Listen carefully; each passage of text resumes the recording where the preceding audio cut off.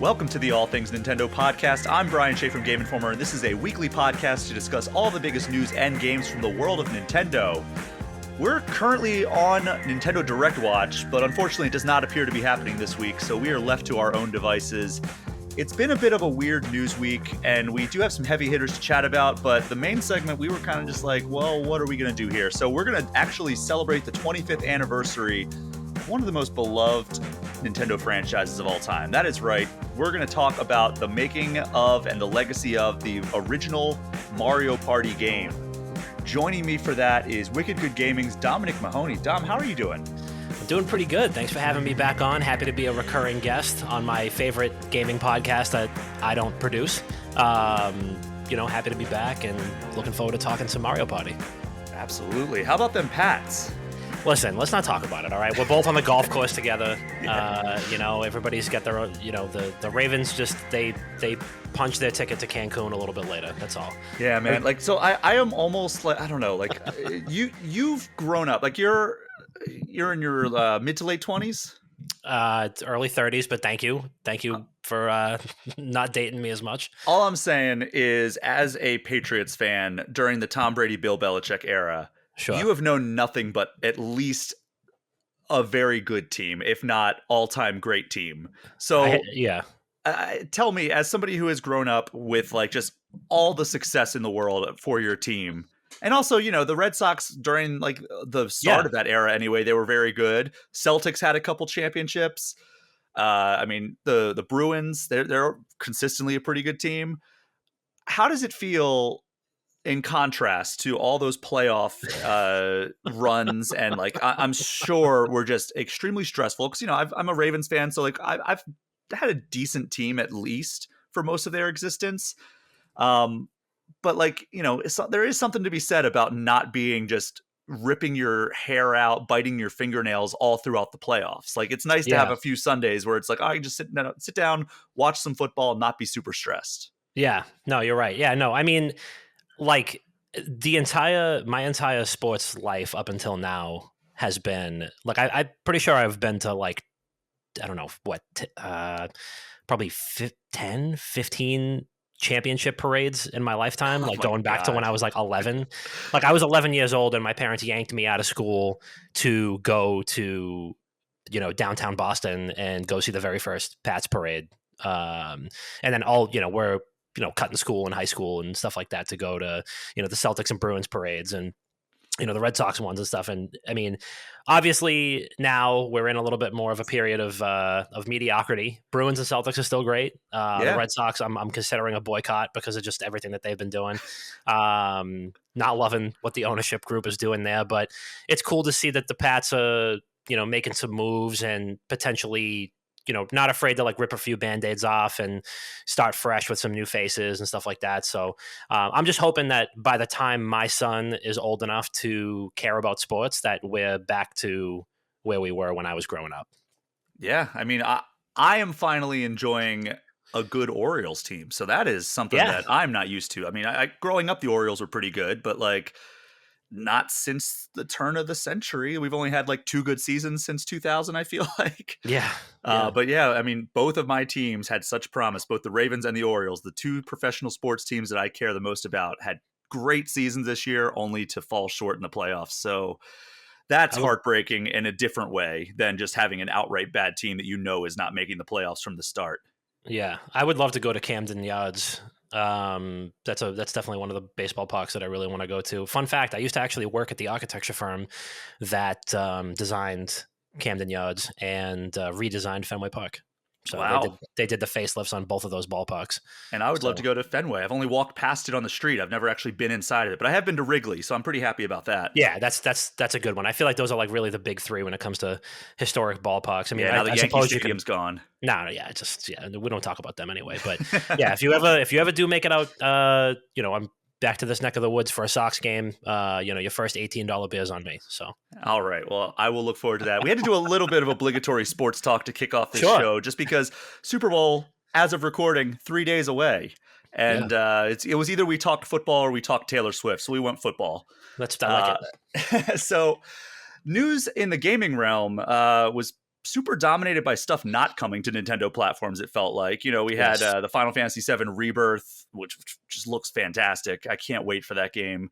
Obviously, I've played a lot of it doing the cover story, and I also did the preview event a few weeks ago out in LA. But we did get some stuff to talk about on the Nintendo side of things over the last 7 days. This is not coming to a Nintendo platform because it's not even a video game, but it's relevant to the audience. This actually hit right after we wrapped up recording last week's episode. We received our first video teaser for the third Sonic the Hedgehog movie. Oh my God, yeah. Yes, we did. And the Knuckles trailer today. Yes. So it's been a good stretch here for the Sonic movie universe. So we'll start with the Sonic 3 teaser. It's just basically a moving logo with a little bit of music, but it ends with a laugh. And at first, I was thinking it was a tease of Shadow, who they've teased, or they've basically outright said is going to be in Sonic 3. The laugh kind of sounded like Keanu or Hayden Christensen, who there's been rumors circulating that Hayden Christensen's actually playing Shadow. There's nothing been confirmed on that. Turns out the laugh was actually Jim Carrey. Yeah. And then that was very shortly followed. I believe it was Variety who had the exclusive that Jim Carrey's coming out of retirement. Love it. To step back into the role of Dr. Robotnik in Sonic the Hedgehog 3. And then shortly after that, IGN confirmed the following actors are joining the project. I don't know if you saw this, but it's a pretty good cast. Yeah. Kristen Ritter from Breaking Bad / Jessica Jones. Elila Brown from The Lost Flowers of Alice Hart, which I'm not familiar with. James Wolk from Mad Men and Watchmen. Amazing. Cristo Fernandez, who was Danny Rojas in Ted Lasso. And then Jorma Taccone from Spider-Man Across the Spider-Verse. And then, that's on top of the existing cast that they've confirmed is returning, including Ben Schwartz, Idris Elba, James Marsden, Tika Sumpter, Colleen O'Shaughnessy, and Lee Majdoub. I'm sorry, I'm mispronouncing that. And then also director Jeff Fowler is back again. So what a cast for this Sonic movie. Like, I feel like they saw that, like, the Mario movie had this unbelievable cast. They had to level up their game a little bit, but like a lot of those names I was not expecting to come into this movie. Totally. I mean, it's almost like where the more Marvel movies have progressed. I mean, well, now it's like they've got everybody they are ever going to need, but it's like, all right, we have these two more big actors, and then we also have to go back and pay everybody else to come back. So it's incredible that they were able to like get the whole band back together and then some. And Jim Carrey again. What? And Jim Carrey, who is like, for all intents and purposes, he was like, Sonic 2 is going to be my last movie. See you guys later. But to have him come back is incredible. I mean, they gave him an out. They gave him an out in Sonic 2 where you weren't really sure. And it was like, okay, maybe Shadow's going to come back and he'll fill that vacuum for like the big bad. But for him to come back, that's going to be really special. And I'm looking forward to it. And obviously the rest of the cast is fantastic. And, I think honestly, the best thing that could have ever happened to Paramount is the internet bullying them into submission with the original design of the Sonic character. Because imagine where we were like 3 or 4 years ago versus where we are now. Like they probably didn't even think they were getting past 1. And now we've got 3 in a TV show. So a dream, like a literal dream that I had while I was sleeping, while I was a little kid, obsessed with Sonic the Hedgehog, was that there was going to be a live action Sonic movie. And I remember waking up being like, oh man, it's so sad it's never going to happen. And it like looked so cool in my dream. And then like when it got announced that it was happening, I was like, no way, this is amazing. Like 25 years later or whatever. But then the design came out, and I remember being like just legitimately like sad, because not only like was the dream that I had about like a live action Sonic movie, it was like, oh man, this is not the way that I like pictured it in my head. But also it was just like a time where like, the Sonic franchise was on a pretty rough stretch at that point. And like, they were like, all right, well, we're going to do a Sonic live action movie. And I just remember thinking like, man, this franchise that I love so much just can't get a win. And I like was just like legitimately sad, because I remember like the glory days of playing it on Genesis and then like the Dreamcast games and everything, the Sonic Adventure games, and like wanting that to come back, and like just feeling like, man, like this thing that I used to love so much and still do love a lot, but like it's just like, man, it can't get a win.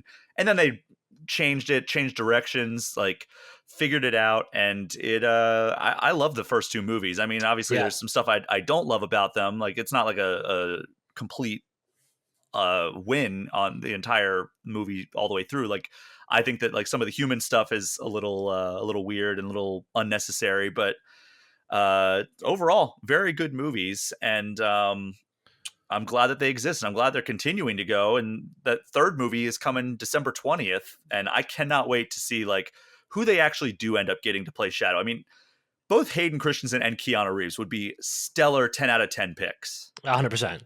100%. I mean, I feel like they have a chance to do some very self-aware, like John Wick references with Shadow, depending on what version of the character we get.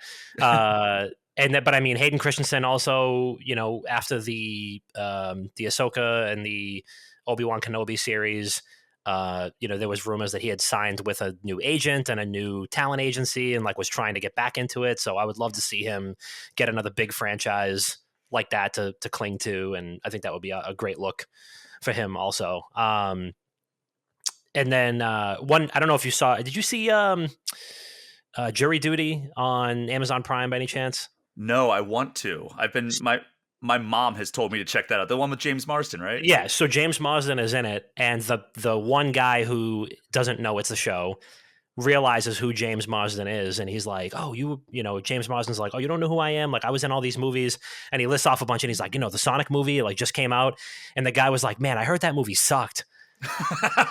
And James Marsden looks so genuinely deflated.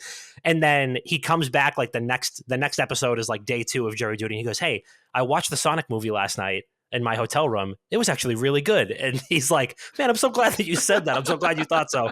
It was just wicked funny the way that played out. But God, I need to watch that show. It's good. I actually got to interview Ben Schwartz and James Marsden for the second Sonic movie, and they are fun together. I will tell you that. Like, I joined the call before we were in recording. They were singing a song about Game Informer, and and then Ben Schwartz afterwards was like, "Oh, you know, I used to have a subscription to Game Informer," and I was like, "Yeah, well, hit me up if you want another one." And they never did. So that is the end of that interaction. But no, they were very fun together, and I can't wait to see this third Sonic movie. I mean, introducing Shadow. I mentioned this, it was either the last episode or the episode before, but Shadow is having a moment right now. The Year of Shadow. Sonic and Shadow Generations was announced a week ago, and then Shadow's also in Sonic Superstars, I think next week as like a costume. So that is coming out December 20th, still on casting watch for Shadow the Hedgehog, but they're off to a good start on that cast front.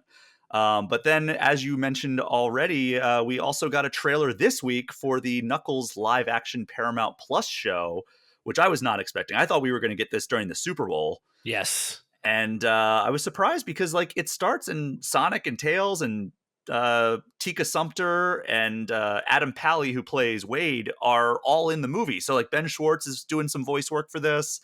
And then, of course, Idris Elba is the star of the show here.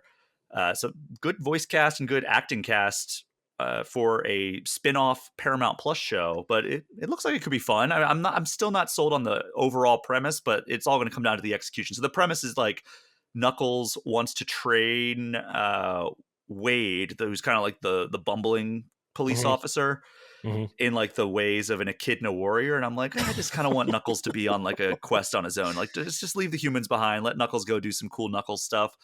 But if they pull it off, like it could be cool, I guess. I mean, being like kind of the fish out of water could suit this character pretty well. Like that was some of the funnier stuff in Sonic 2. Yeah. So it also is kind of feels kind of like how Sonic was in Sonic 1, where he was the fish out of water just in general society, and now they're doing that kind of shtick again with Knuckles, where it's just like, here is the way I live my life, and like I'm sorry that your puny human world doesn't doesn't appreciate that. But you know, I mean, obviously with Sonic it was more like mischievous, whereas Knuckles is like throwing barbells around and building like ancient fortresses like in their attic. It'll be cool though. I mean, it'll be a 6-hour long Knuckles movie, which again, the child version of ourselves, the like 6-year-old inside of me is like, oh my God, I know. A 6-hour Knuckles movie. So this is where I think the Sonic universe might start to show a little bit of the cracks, though, because the thing that they can do with the Marvel stuff and the DC stuff and all the other universes is there's more than one big bad.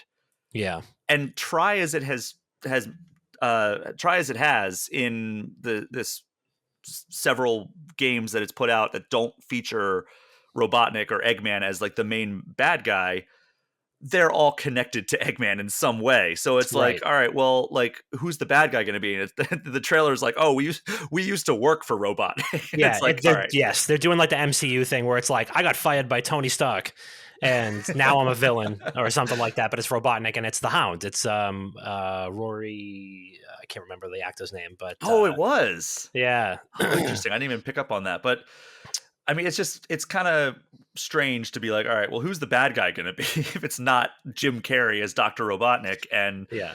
it's not going to be Shadow because they're saving him for Sonic 3. It's like, all right, well, those are the two big like antagonists in the Sonic universe. Like they're not going to bring out like the Deadly Six from Sonic Lost World. Yeah, probably not. Probably they're like, before we get too goofy with like Sonic lore, let's just get a couple placeholder like evil geniuses or something until we know if Jim Carrey is re-signing. But yeah, and it's like I'm sure it'll be they're a means to an end. It's just like they're going to bridge the gap. I'm sure they'll have some cool, goofy adventures with Sonic and Tails as well to set up the third movie. Yeah, that's exciting stuff right there. Is like, how are they going to be laying any like groundwork or doing any like nods to like what we're gonna see in Sonic 3? Or we're gonna get a post-credit scene for this one as well, like setting up Sonic 3 stuff further. Yeah, exactly. And I'm looking forward to seeing how they set up Shadow. Because they, if I remember correctly, at the very end of Sonic 2, they tease him in like some underground base or whatever, like waking up out of hibernation or whatever.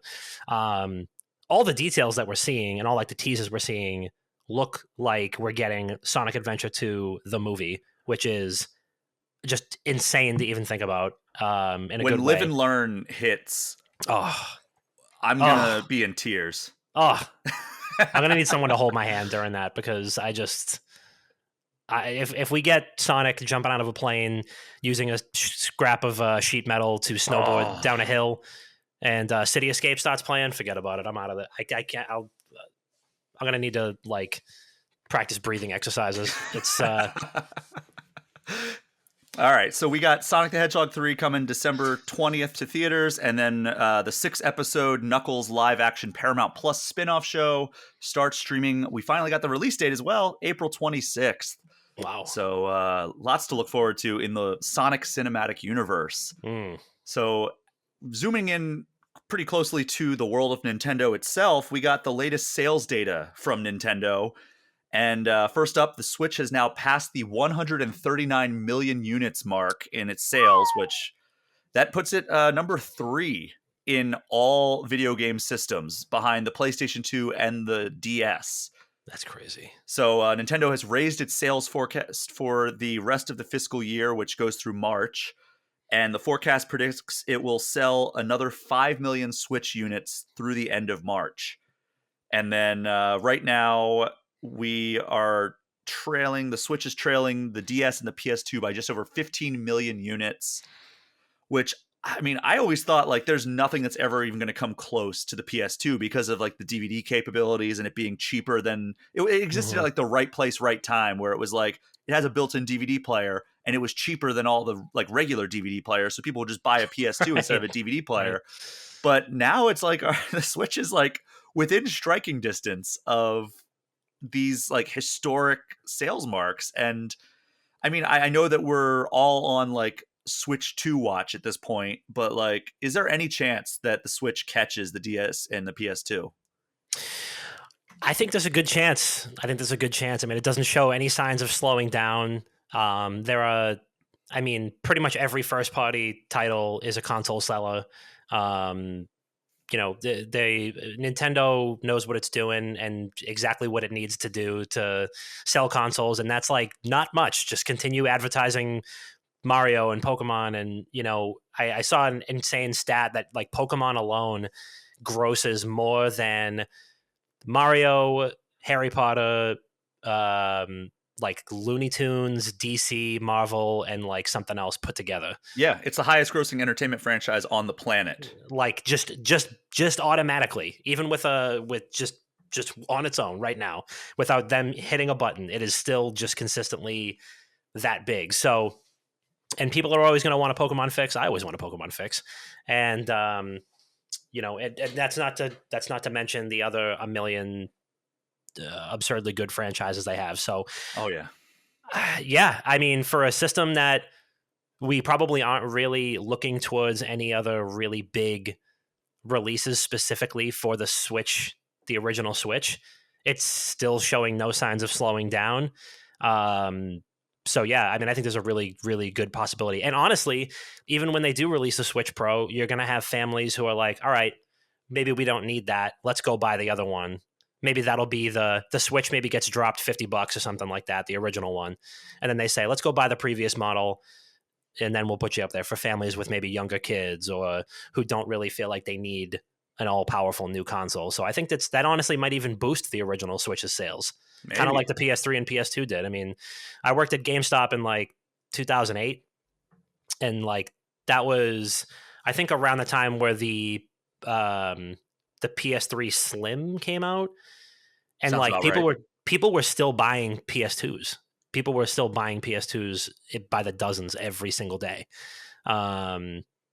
So, and they also re-released the PS2 around that time too. They had like another PS2 that, Slim model. the really slim one. Yeah, it was like the size of a DVD case. Yeah. But yeah, now that I've mentioned two of my former careers on this, I'm just like doxing myself all over this podcast. But anyway, that's where I'm at now. But no, yeah, I think it has a good chance of catching it for sure. Yeah, I mean, I just sold my dentist. I had a dental appointment this morning, and I sold my dentist on getting a Switch. I was even just like, hey, there might be a new one coming out like this year or early next year, so maybe you want to hold off, because she was like, oh, should I get this for my kid? And then she was like, well, can you play like N64 games on it? I'm like, well, if you buy the subscription, yeah, you can. Yeah. And she's like, oh my God, I might get it today. And I'm like, all right, cool. Have fun. Like it's a good system, obviously. Like, yeah, I think the Switch definitely catches the DS for sure. In terms of catching the PS2, I mean, it's less than a million between those two, I think. Yeah, it is. It's like just under a million. So it's not a huge leap. If it reaches that DS, it's like, I feel like they're gonna just make a huge push and be like, all right, deep discount. Let's just get that number one spot. Remember, like this time last generation, people were like, should Nintendo go third party? Exactly. And it's like, buddy, they still have the best selling console pretty much since the PS2. So yeah, they're just competing with themselves basically. And we haven't hit that first really big price drop with the Switch. I mean, we have the Switch Lite, they got the Switch OLED, but I have a feeling that once the next one even gets announced and that first big price drop hits with the Switch, that'll catapult it past the PS2. That would be a huge accomplishment. That I think everybody thought that was like the Lou Gehrig record of like never going to be broken, and then along comes Cal Ripken Jr. And exactly. Wow, now that's unbreakable. But we also got updated rankings for the top 10 selling Switch games of all time, and there was actually no movement in terms of the rankings themselves, but just every game kind of upped their numbers a little bit and maintained their spots. So just to reiterate, number 1, Mario Kart 8 Deluxe. Number 2, Animal Crossing New Horizons. Number 3, Super Smash Bros. Ultimate.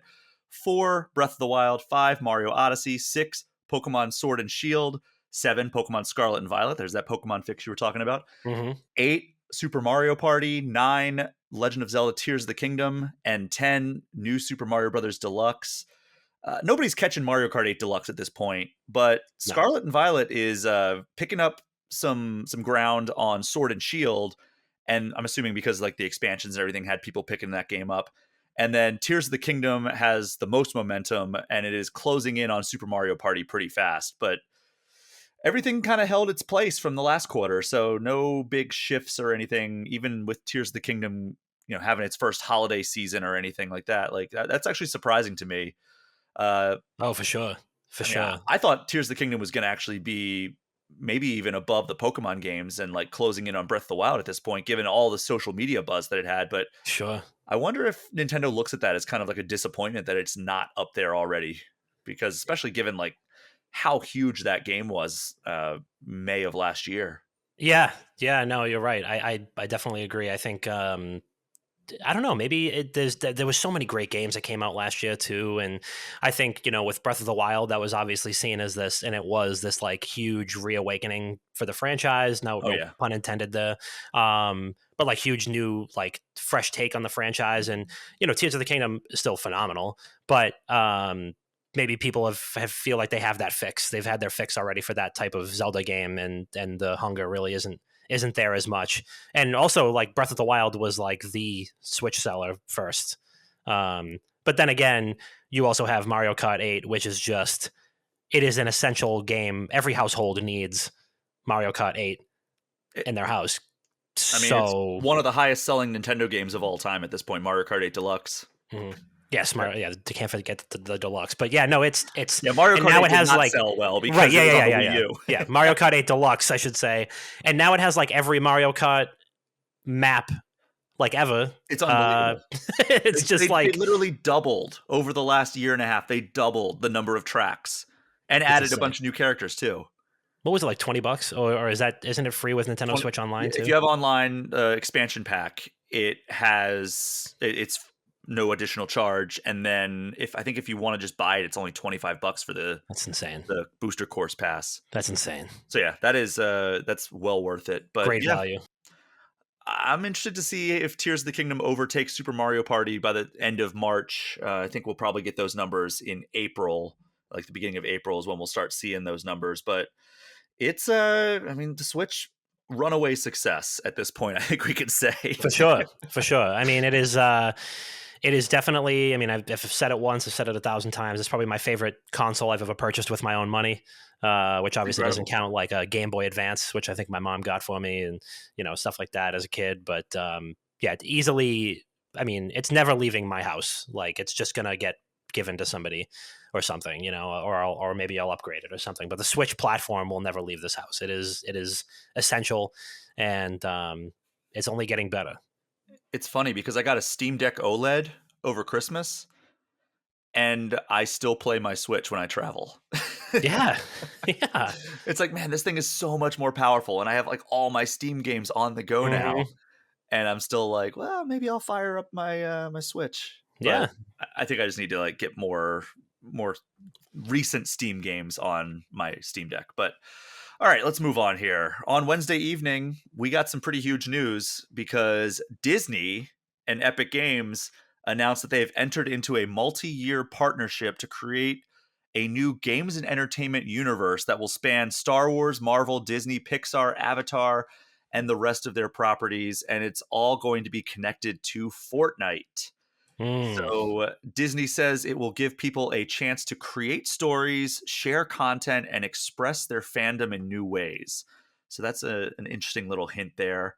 And then Disney also announced the most absurd part of this, investing $1.5 billion to acquire equity in Epic Games. And this is by far Disney's biggest push into the gaming space. And this is a company that, has done Kingdom Hearts and Star Wars Jedi Survivor and Spider-Man 2. But this is a next level in terms of like pushing in. And, you have Bob Iger out here making comments about how like gaming is just exploding. And it's like, dude, it's been exploding. He's like, yeah, these newfangled video games. Yeah, People seem to like we're gonna get on the Nintendo. People, yeah, People give me one buying of their those. Nintendos. People can play it on their paddles. Is Atari still around? Yes, it is actually. Atari's making big moves lately, Yeah. but they don't give us a whole lot of details. Like we saw like some Frozen people, we saw like the movie Frozen, we saw Darth Vader, all looking like they're straight out of Fortnite. So that tells us a pretty big hint about like what type of engine it's going to be using. Well, they've said Unreal Engine because of course it's Epic Games. But they do say soon-ish at the end of the trailer. So we have no idea what this is going to lead to or when we're going to see it. But what was your reaction when you saw this? I mean, I think it'd be easy for somebody to say, especially if they don't normally, like if they don't keep track of Fortnite or if they haven't played the game, like, it's just going to be Disney Fortnite or whatever. But seeing all the major upgrades that have happened within the Fortnite platform with the Lego Fortnite and the Rocket League racing that they have now, and all the Fortnite Festival, the Fortnite Festival, and then all the creative stuff that's going on. And also having played a lot of the big events that they've had with Marvel and with Star Wars and with Indiana Jones, and now they have the Ninja Turtles one coming up. Oh I think yeah, the Ninja Turtles one might be out today or tomorrow. They've never like I, I'm not a huge anime guy, so I don't know if like any anime fans feel differently about the various licenses that have been in there. But as far as I've seen, out of the licenses that I care about that they've used, they've never done anything but handle them with the utmost care and reverence. All the Star Wars events are usually a blast. The like Indiana Jones stuff got introduced during a season where there was like these hidden vaults all over the map and stuff. And then there's also always like a quest line with some NPC that's also from the property. They had a whole thing with Thanos when Endgame came out, where like you had to he would spawn on the map and you would have to team up and fight him. And I mean, the amount of detail and care that they've done is a lot more than just slapping a label on something, or putting a new skin out. They don't have to do that because it would sell anyway. But Epic Games clearly cares when it comes to these licenses. I'm sure they're getting an absolutely colossal bag thrown at them every time, which gives them the capacity to make it that way. But I'm not worried. I'm optimistic for it. I'm not worried about these licenses being there. And Fortnite is so much more than just the clips that you see online, and it's a lot more than like Ninja flossing in Times Square. Like it's a whole like platform now, and it's going to be, I think this is going to be just the tip of the iceberg too. I have a feeling that we're going to see other studios and big properties that are going to be begging to be licensed by Fortnite as well once they see whatever Disney is cooking up. So they're talking about creating experiences, being able to view Disney content, interacting with other fans, purchasing things. So they're probably just like Epic did with the Unreal Engine in general, it seems like they're doing it all over again with Fortnite as a platform to allow for those like more creative experiences. And I'm excited. I think it'll be cool. And there's I think that where there's a will, there's a way, and where there's a massive sack of money, there's probably going to be some pretty insane production values. So I'm looking forward to seeing it. I went, oh, interesting. And that was pretty much my immediate reaction. But having thought about it a lot more, I think it's definitely a great thing. And ultimately the fans are going to win. So I hope so. I mean, I it's hard to like, I'm not a big into like cheerleading like these major corporations sure. like coming together, and like if anything, we've seen that like corporate consolidation has just wreaked havoc on the games industry. Yeah. I mean, Epic Games just laid off 800 people like 4 months ago. Mm-hmm. And it's like now they're getting a $1.5 billion investment. It's like, man, that could have been used 4 months ago. Right. Not that they were ever really hard for money, I bet. But, it's I do think that this could lead to some really cool stuff. And when I saw it, I was like, wow, that's huge. Like not only the cash injection and, Disney being the huge company that it is, betting so big on the games industry at a time that, we could really use some cheerleaders at this point, given like totally. how dire the situation. Kind of need that bankroll. Yeah, it's nice to see that companies are still like, even if it is like, the clubhouse leader basically that they're investing in, it's not even like they're seeing like a struggling startup like trying to make some waves in the industry. Right. No, the creator of the biggest game currently running, and also the biggest game engine currently running. It's like, yeah, they're basically like LeBron James going to the Miami Heat. Yeah, like, all right, yeah, let's just go win a championship. Yeah, you can definitely look at it from a perspective of like, great, well, like the rich get richer, and like these big companies are just going to get these infusions. But honestly, if they're going to do something with this license, it's in the most capable hands possible. They already make them one of the most successful and highly played entertainment products out there right now, so they might as well. but it would be cool if to see, what this leads to. I mean, maybe they end up investing. I mean, Disney also has this big investment with Lucasfilm Games, which has a couple of projects under their belt now. But it would be cool to see them get, maybe some indie developers involved who maybe they grew up playing Aladdin on the Sega Genesis or something, and now they want to make some new platforming titles that are inspired by those old ones. I mean, they did that DuckTales remake not too long ago. That was that was a lot of fun, but it'd be cool to see them spread the love around. But I guess considering what we're gonna get, it is in good hands.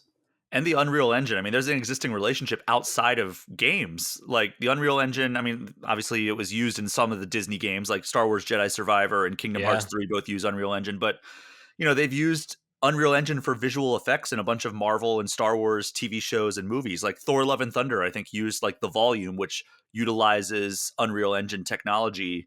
Yeah. And then obviously The Mandalorian is notorious for its use of that tech. So yeah, there's a lot of precedent there between these two companies working together. So now it's just like, this is basically like that couple that you've known that's been like together for like 9-10 years. And then they're finally like, hey, finally put a ring on her finger. Yeah. And it's like, okay, cool. You guys are just making it official. So we already considered you guys married, but now you're just like gonna make it official in the eyes of the law. Disney was just dragging their feet. They were just dragging their feet. They weren't ready to commit. Then they went out and bought The Rock. But we are such a far cry away from, remember like 2008 to like 2012, every single movie or like animated series or something had a crappy video game knockoff. Oh yeah. And like, or not a knockoff, but like a crappy video game port that like went to DS, it went to Wii, it went to, PS2, Xbox, like previous literally every console went to literally, like if there was an animated movie, there was a Polar Express video game, for Christ's sake. And it's like we are such a far cry away from that era where actual money is getting invested into, being able to experience these worlds and characters that have been around for so long in new ways, which is great. And boy, am I just glad to see that instead of the like, come get your slop that we used to get. Yeah, just the quick cash in.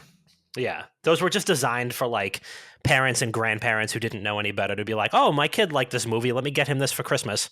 I mean, I think those adaptations are why characters like Batman always had a bad rap when it came to video games. Yeah. And then Rocksteady was like, hey, what if we just actually paid respect to this character and put out Arkham Asylum? I remember reading about Arkham Asylum, and this is relevant because it's on Switch. I remember reading about Arkham Asylum, oddly enough, on in Game Informer back when I was in college, and being like, I think it was like 2008 that I was reading about it, and the game didn't come out till 2009. And I remember being like, this game sounds so cool, and it's so far away. Like, it's never going to happen. And now we have Suicide Squad Kill the Justice. I had that issue at Game Informer, the Arkham Asylum one with like the big spread on the back cover.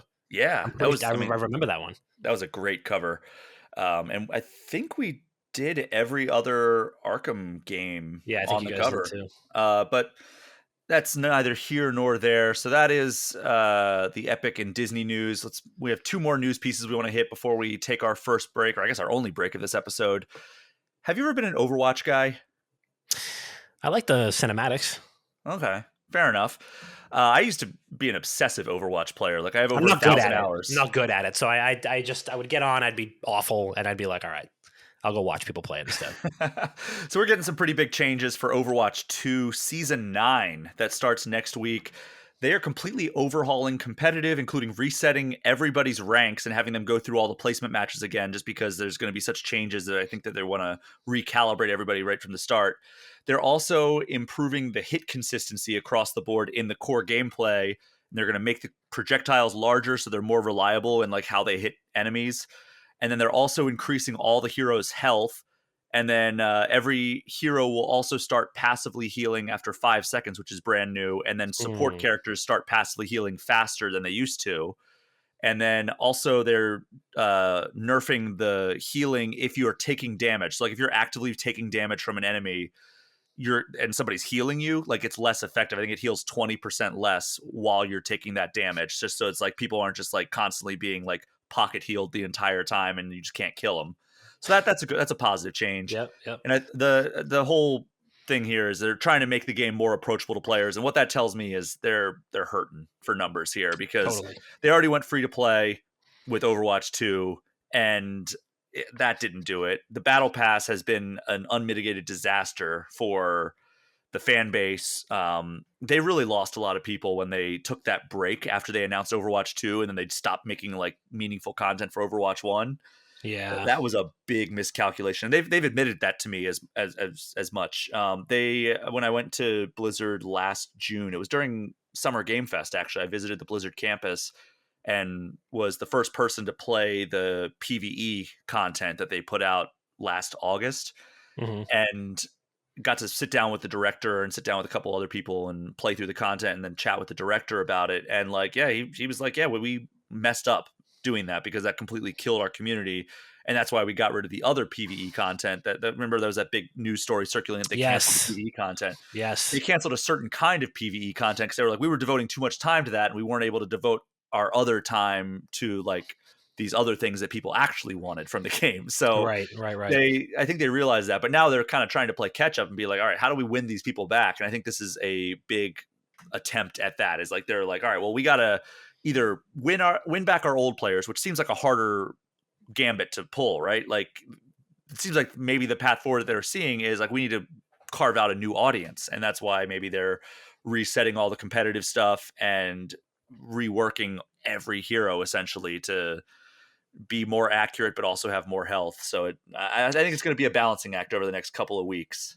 Yeah, it'll be definitely interesting. And I mean, there's only been kind of not great black clouds hanging over like the CDL and Overwatch League as well. So I mean, it doesn't seem like there's a whole lot of optimism just coming out of like any facet of Overwatch right now, which is a shame because it's a very cool universe and the characters are awesome and love stuff that like game that so much.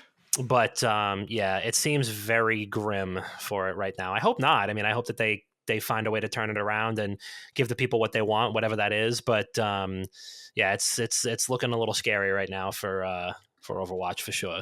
Yeah, so Overwatch Season 2 or Overwatch 2 Season 9 called Champions launches next week, and that game's free to play. If you do want to check it out, it's on Switch. I'd recommend you play it elsewhere though. But it is on Switch, so that's why we're covering it. And then to wrap things up here in the news portion, Dom, I know you've seen this. Rumors have been circulating out of control. The discourse has been discoursing.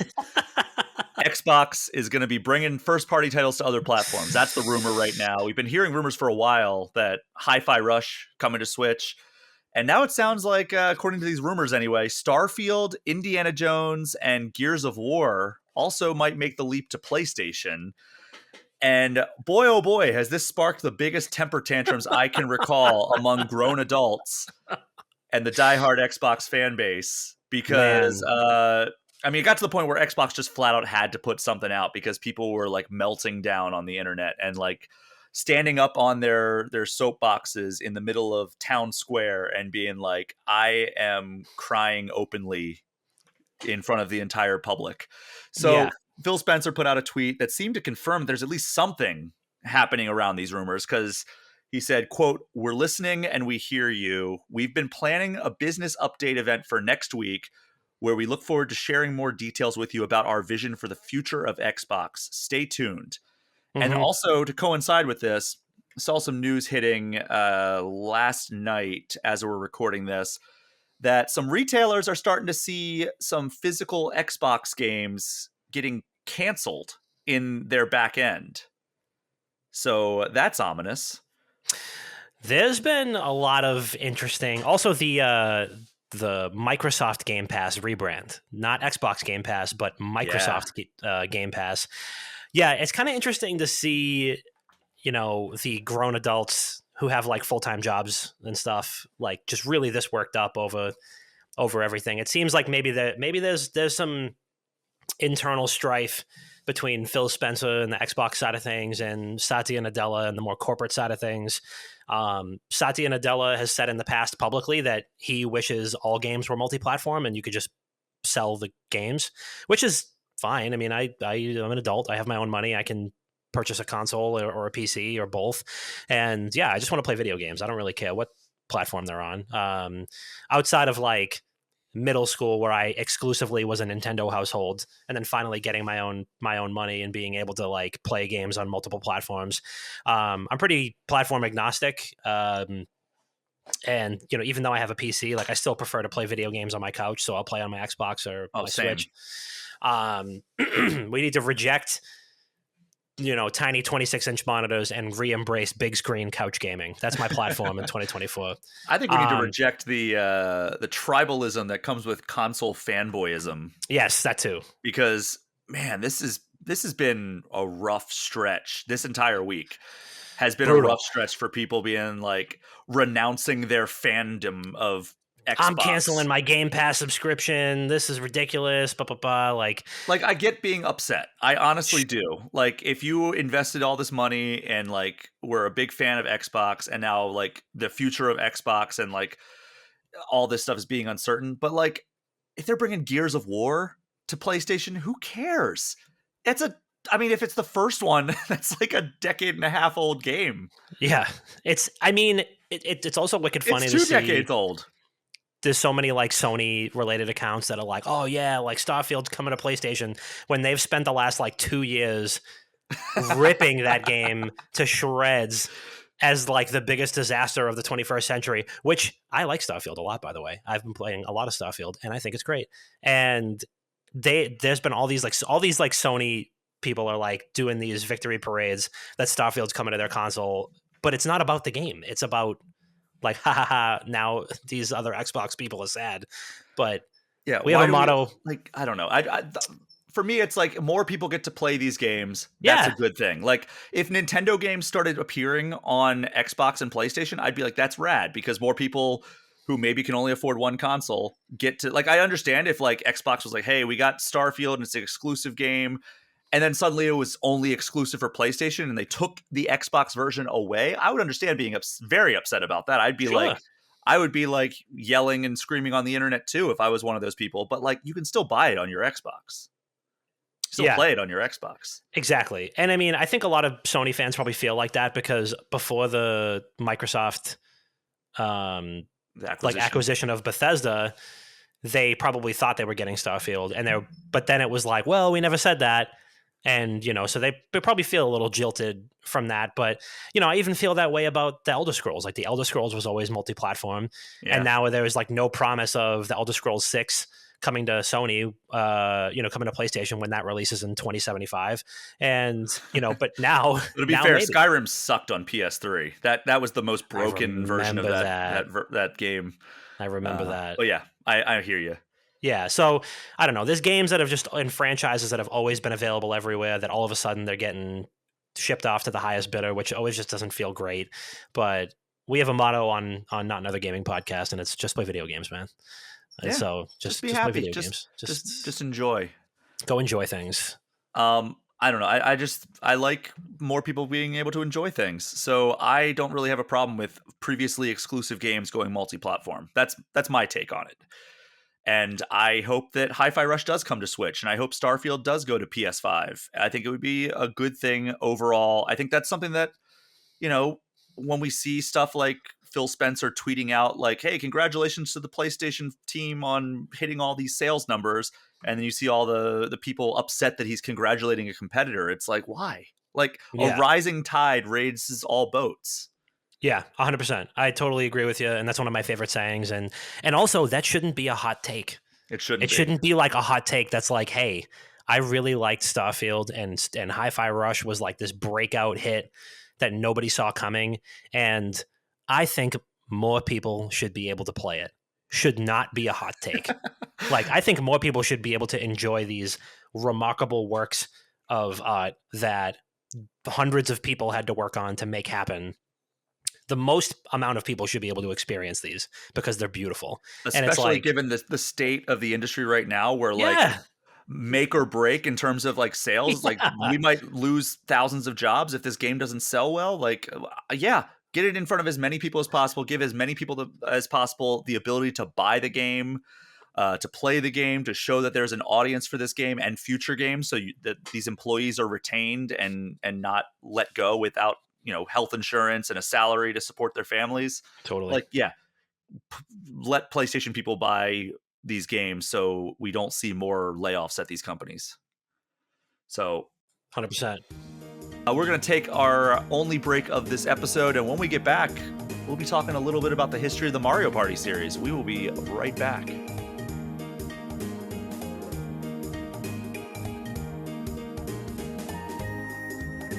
This week, 25 years ago, the games industry was changed forever. That's right, we received the very first Mario Party game here in the United States. Mario Party for Nintendo 64 became famous for plenty of reasons, and we're going to dig into the history of that first game and then a little bit about how the series has evolved in the time since. Dom, before we jump right in, what is your history with the Mario Party series? Oh man, just a lot of bruised palms. We will get into that as well. Yeah, it's just a lot of bruised palms. You know what's weird is one of my original memories of Mario Party, aside from playing it, was opening up an issue of GamePro and seeing.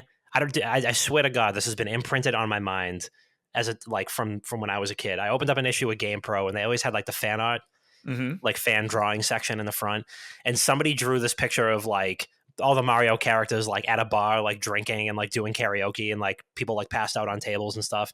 And I was so offended as a child because I was like, that's gross. They would never do that. That's Mario you're talking about.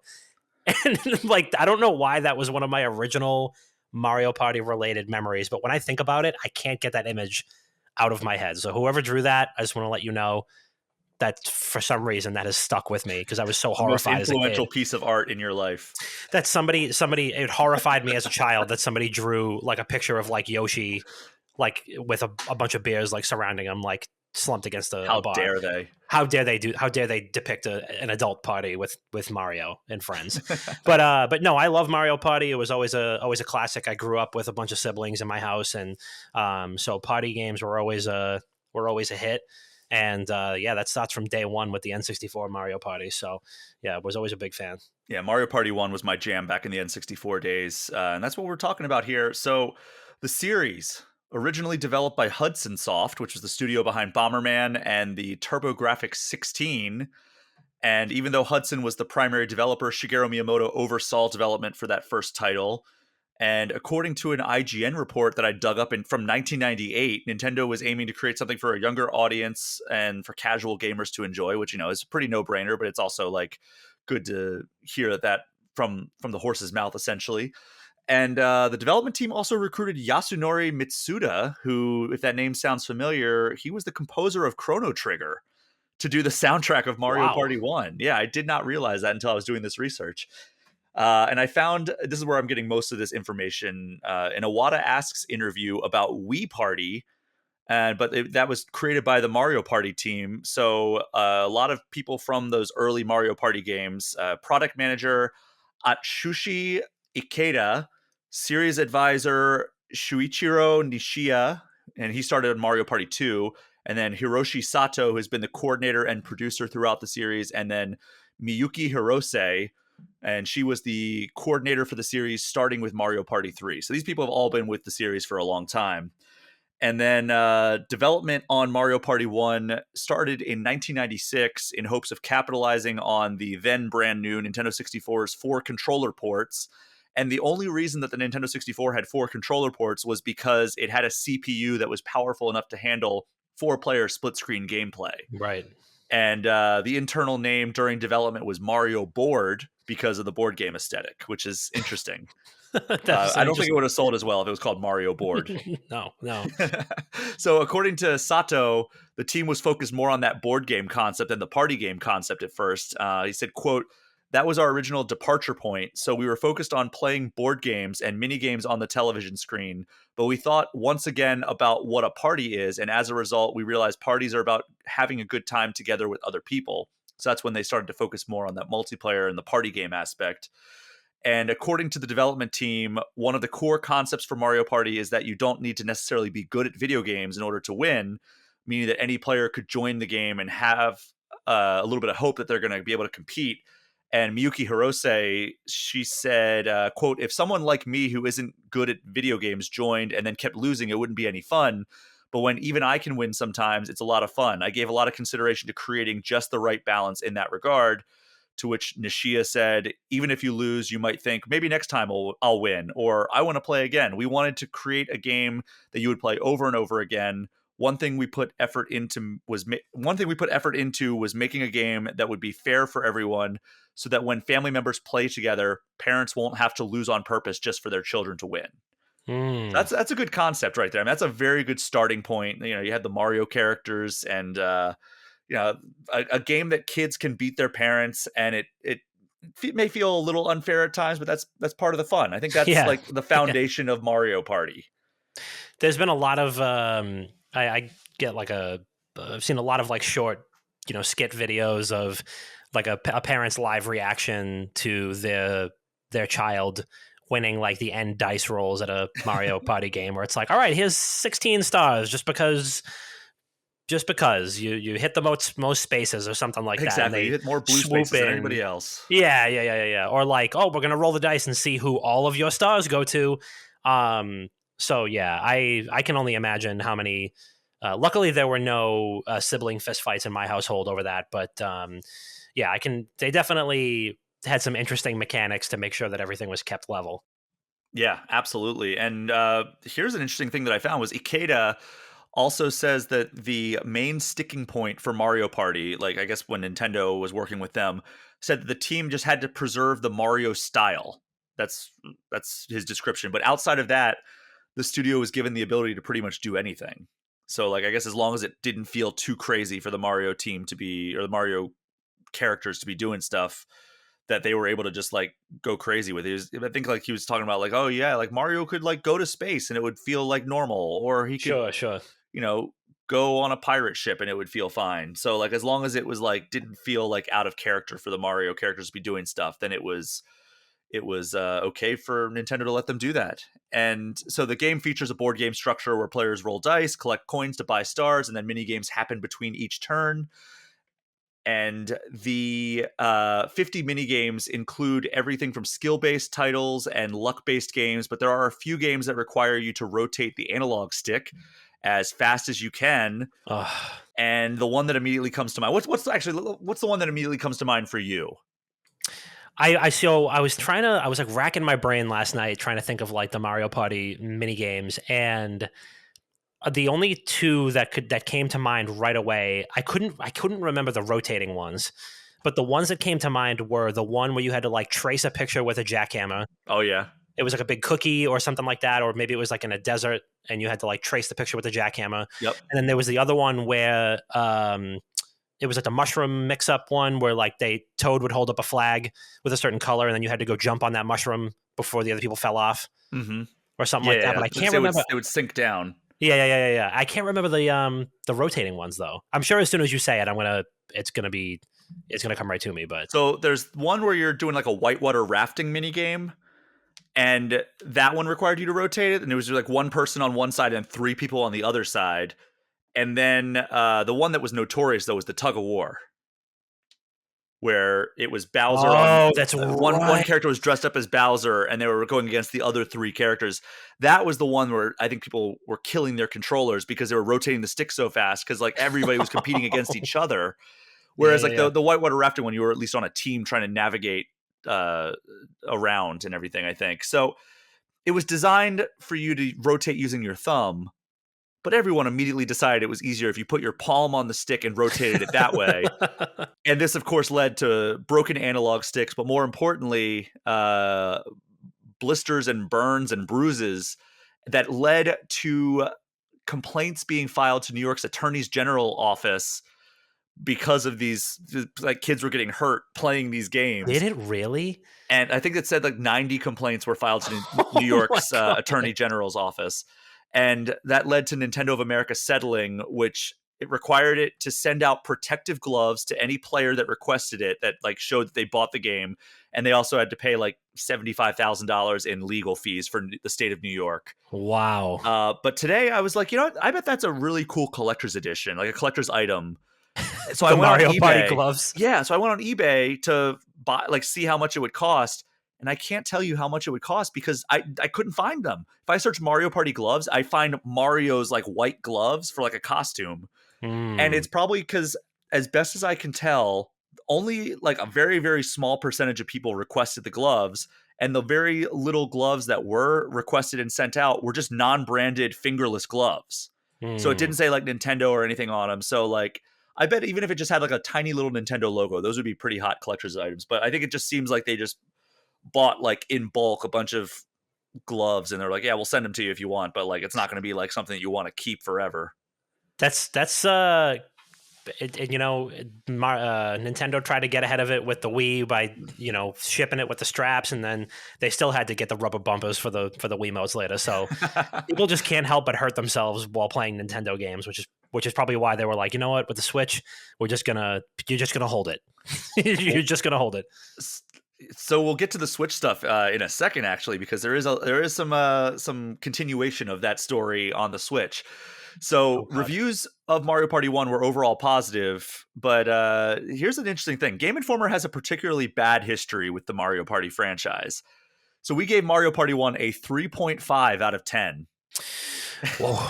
And the scores did not get much better throughout the rest of the early days. I think up to like Mario Party 8 or 9, like the scores were pretty abysmal. I think Mario Party 4 on GameCube got a 2 out of 10. I think that was the low point oh my God. in terms of like Game Informer scores. And in response to the first two reviews, which were very low and like not in line with the rest of the critics, Nintendo actually sent a sarcastic plaque to Game Informer in February of 2000, which we still have to this day. It says, it looks like an award plaque, but it says, like, it has the Nintendo logo at the top, and it says Nintendo appreciates, and then on a ribbon, Game Informer for their well-written and glowing reviews of Mario Party and Mario Party 2. And it's signed by then Chairman Howard Lincoln and then President Minoru Arakawa. Which that is unbelievable. Nintendo would never do that now. Can you imagine anybody doing that now? I just love that, like, it's something that we had displayed in our office for 20 years before we closed that office, but now we have it still. Please send me a picture of that at some point. If you search Nintendo Mario Party plaque or Game Informer Mario Party plaque, it's easy to find on Google. But yeah, it's a fun piece of Game Informer and Nintendo history. Wow, there it is. But wow. Mario Party 1, 16th best-selling Nintendo 64 game of all time, 2.7 million units sold. But Nishia, who I talked about earlier, he only joined in Mario Party 2 because he saw that the first Mario Party game that his coworkers were working on, he thought it looked like a fun game to work on, so he decided to jump over to Mario Party 2 development. He joined as an advisor. And according to him, the development team came up with so many mini-games during development of Mario Party 1 that it made it easy to release the first 3 Mario Party games on N64, one after another. I believe it was 3 consecutive years that we got a Mario Party game. And then they did a year off, and then they did 4 games for GameCube. And he said, quote, "We didn't use them all up at once, but said, let's use that idea next time," and kept a stock of ideas. And then Ikeda said, "We would come up with hundreds of minigame ideas and then pick out ones that were right at any given time and then use the others next time. I think continually doing that was the secret." And then Nishia also says that a huge factor was that with each new game that they put out, some people would leave and then new people would join the team. And that would bring a whole new group of ideas to add on to the ones that the existing team had already stockpiled. So it was just like a constantly growing suite of mini games. And then Sato said the team felt like it always needed to try to innovate to keep the games feeling fresh while still feeling familiar to like the Mario Party series. And Nishia had a quote here that said, "We had always wanted to make Mario Party a game that families could enjoy together during the holidays, so we needed rules that would be easy for everyone to understand.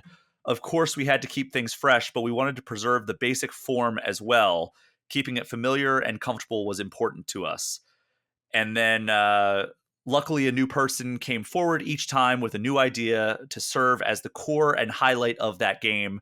I think we've always been able to continue the series for so long because players could always say, this is a little bit different and new. So, yeah, I mean, that's the core of the Mario Party series right there. And then Hudson Soft made the first 8 mainline Mario Party games, plus Mario Party Advance and Mario Party DS. But in 2012, Hudson was folded into Konami, and the Nintendo owned ND Cube, which was mostly known for F-Zero Maximum Velocity and the Wii Party games. At this point, the Wii Party games took over, and a lot of the original Mario Party developers actually jumped from Hudson over to ND Cube. So it's basically like the same team continued, just under a Nintendo owned studio instead of Hudson. And then since taking over as the primary developer, ND Cube has released Mario Party 9 for Wii, Mario Party Island Tour, Mario Party Star Rush, and Mario Party The Top 100, all for 3DS, Mario Party 10 for Wii U, and then Super Mario Party and Mario Party Superstars for Switch. And then outside of the Mario Party series, ND Cube has also done Animal Crossing Pocket Camp for mobile devices, Animal Crossing Amiibo Festival for Wii U, and Everybody 1-2 Switch for Switch. So yeah, they've been busy, and I Mario Party Superstars rules. That's like the greatest hits compilation. Yeah, that's like your Mario Kart 8 Deluxe version of Mario Party, where you have like every map that you could want, any mini game that you could want in beautiful remastered glory. Absolutely. And it's also worth noting, in 2019, Shinichiro Nishiya, the guy who thought that working on Mario Party seemed like a fun game, so he jumped over for Mario Party 2, he became the president of ND Cube in 2019. So he's the head honcho over there now. And it seems like all those other people that I was giving quotes for are still at ND Cube working on the Mario Party franchise. So I'm not going to go down the sales of all the games, but the notable leaders of those. I mean, I mentioned Mario Party 1 was the 16th best-selling game in N64 history. Mario Party 4 is the 8th best-selling GameCube game of all time. Mario Party 5 is number 10 on GameCube. Then Mario Party 10 is the 10th best-selling Wii U game of all time. And then, as I mentioned during the news segment, Super Mario Party has currently sold more copies than Tears of the Kingdom, sitting at number 8 on the best-selling games on Switch. So what is your favorite Mario Party game of all time? I think the original. Is still my favorite. I also really enjoyed Mario Party 3. I think that was the one where they started getting really out there with the maps and, like you were saying, like going to space, and then they had the Western themed one. And it wasn't just the characters, like they had the different outfits and like the different aesthetics to the maps. And it felt a lot more like with that Mario charm. And it's also just cool to see the characters in a different environment or like a different biome that you wouldn't normally find them in. But ultimately, I mean, I think Mario Party Superstars is like the tops. So if I'm going to go and, if I'm stuck on a desert island and I got to pick one Mario Party game, it's obviously going to be Mario Party Superstars, because I want to see those mini games and all of their remastered glory. But yeah, I do have a copy of the original Mario Party at home, so maybe I'll try to fire that up later with my wife, and I'll see if I'll see how those tug of war games aged, and see what happens to my hands. Make sure you use your thumb instead. Oh yeah, exactly. Yeah, I think Mario Party 1 is the one that always sticks with me, and I do appreciate that they tried some new stuff, but the stuff that they tried with like Mario Party 10 just did not work. I think it was like 8, 9, and 10 where they put them all like in the same vehicle instead of like individual characters running around on the board game. That just did not work at all. Like, I'm glad that they've gone back with Super Mario Party and Mario Party Superstars of having everybody like walking around individually and like doing it like an actual board game, because everybody traveling together and like it sucked. So I'm glad they did that. But yeah, Mario Party 1 is like my nostalgia pick, but Mario Party Superstars is the current favorite one. It's kind of like how like I would say like Super Mario Kart is my favorite Mario Kart game of all time, just because that was like the nostalgia play. But like Mario Kart 8 Deluxe is easily the best Mario Kart game. Totally. What about the definitive experience? Oh, definitely. Do you have a favorite minigame that comes to mind? I mean, it's got to be. I mean, those first two that I mentioned were the first ones that came to my mind, because I still have like so many like core memories of like just shouting at. It's almost like when you play like Pictionary or something with someone and they draw like an awful picture and it's supposed to be something else, and like that's where all the laughs come from. Yeah. That I can't remember the name of the mini game, but the one with the jackhammer where you got to trace the pictures of the faces, that was always hysterical to me. And then I think I remember, maybe this was a WarioWare game where you had to like pinch the faces into a certain shape, and it was like a parody of the Mario 64. I think that was Mario Party. I think it was. Was it? I think it's. I gotta look it up. Facelift. Yeah, Yeah, Facelift. Okay, yeah. So that one, yes, that that's is the one. Facelift was the one because it was a parody of the Mario 64 like the opening screen. main screen, and you had to get the face to match the goofy one in the middle. Yeah. And I just remember dying laughing with like my sister and my brother playing that because oftentimes it would just devolve into us just making the face look as stupid as possible and didn't even and like nobody like we just would see who won. But yeah, I remember that being a big one.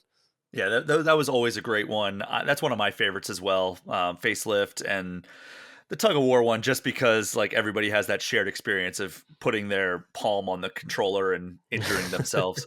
Yeah.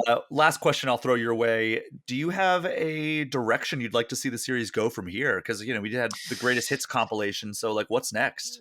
Yeah, it's so interesting because like in an alternate universe where Nintendo really has a focus on online or like a live service type thing, they would have went out and got the Fall Guys people to reboot the series and have like a live service mini game thing that they continually upgrade with DLC and everything like that. That's truly something that you can jump in with your buddies and play online, or A you know, platform. yeah, like a real, I would love to see like a Mario. I mean, it might make some people roll their eyes, but like a Mario Party version of like a Fall Guys where you have like a live service game where you have, the entire, maybe the point is to fill up the whole lobby with 20, 30 different Mario characters. Everybody picks one.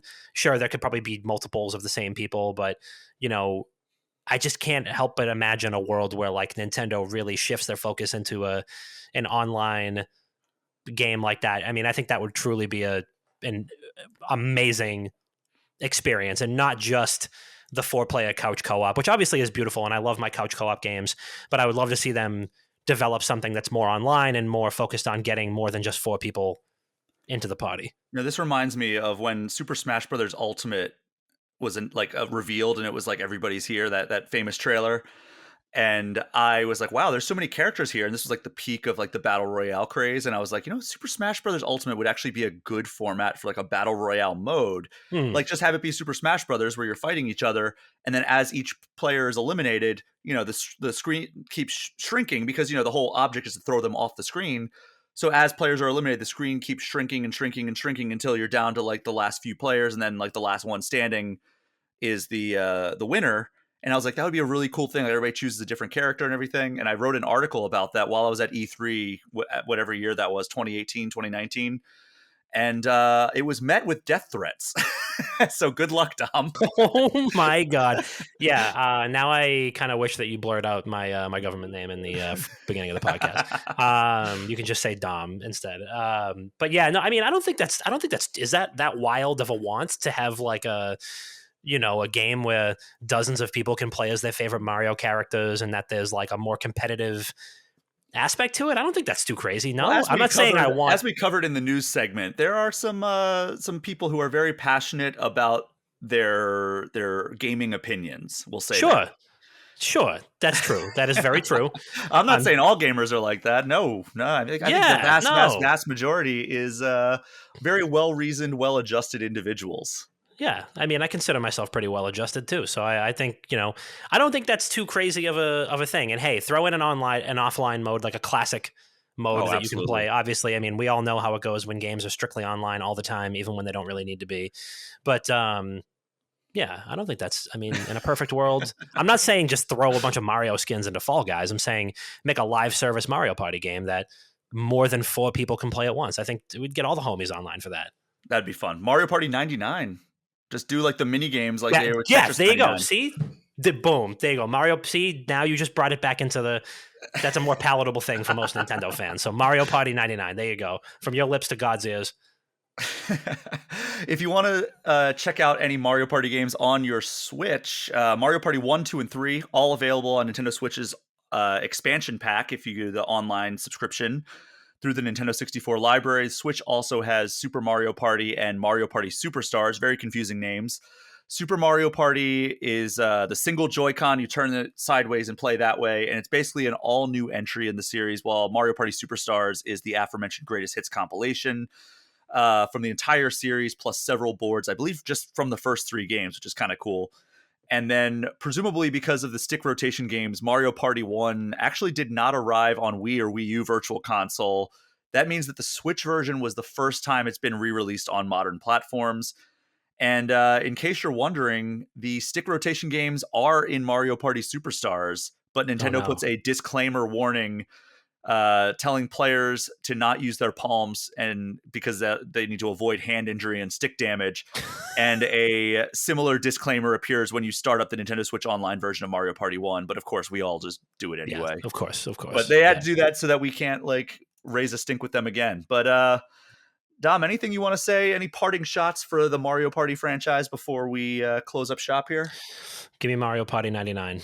And yeah, I mean, I would like to see the game do well. I mean, I think that Nintendo kind of took their own lunch money with WarioWare because that always like scratched the party game itch so much better for me. And so maybe I don't know, maybe put them both together. Wario Party 99 is the future. Party 99, that's the future of gaming. Heard it here first. Dom, thanks so much for joining me for this episode. Of course, thank you. I got a hidden gem for you if you want one. Oh yeah, I mean, if you want to do a quick eShop gem of the week, hit me with it. I do. Okay, so this is a small. It's a JRPG turn-based game. Got a great cult following. It's called Super Mario RPG. Okay. I'm just kidding. No, but I do want everybody to buy that game as much as possible so that we get a true sequel. Anyway, no, I do have one. Actually, it was in headlines a little bit recently because it wasn't available on PC or Xbox for a little while. It's called The Sinking City. Okay. It came out a couple of years ago. The Sinking City is based in Massachusetts. It is like a Lovecraftian mystery kind of survival horror-y type game. You play as a detective who comes to this town that's literally sinking into the ocean, and you have to investigate the different these like weird eldritch sea creatures. Game Informer gave it a 7.5, so you already know it's good. And the Switch port is actually really good. It's a very solid. It performs pretty well. And there was like some weird copyright dispute where it actually got taken off of Steam and I think off of the Microsoft Digital Store because of the copyright dispute. So the Switch was like the only place you could play it for a little while, and you still can. So I really like The Sinking City. I'm sure it's like $20 on the eShop. That's where I bought it anyway, and I think that game's really good. So if you need like a horror fix, it's a good one. This might shock you, Dom. It is currently on sale. Not the regular digital edition, the deluxe digital edition. The regular digital edition is $50. Okay. The deluxe digital edition, normally $65. Through the end of February, it is $10. Look at that. See?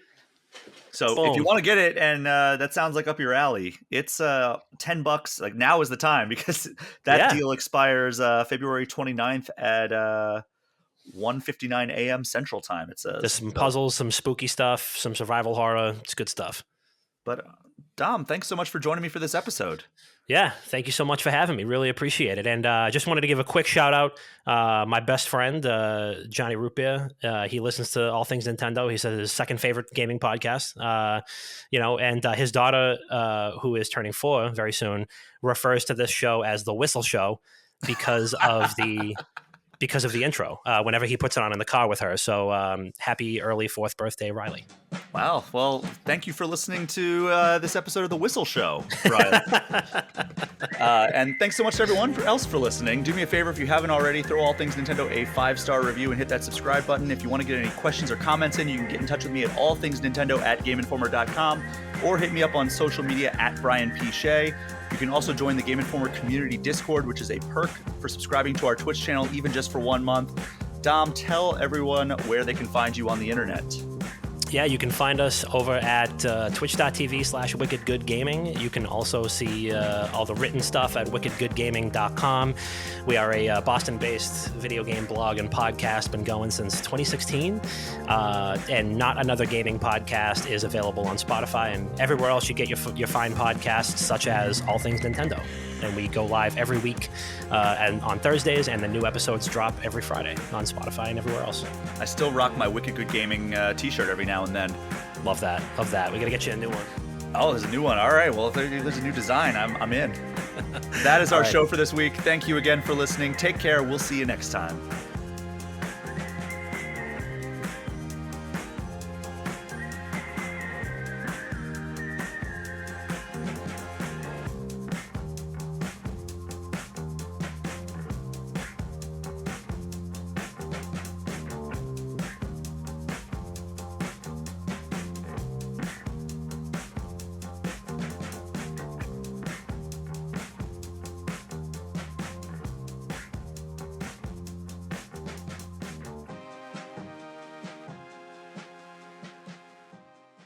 So ein Mist!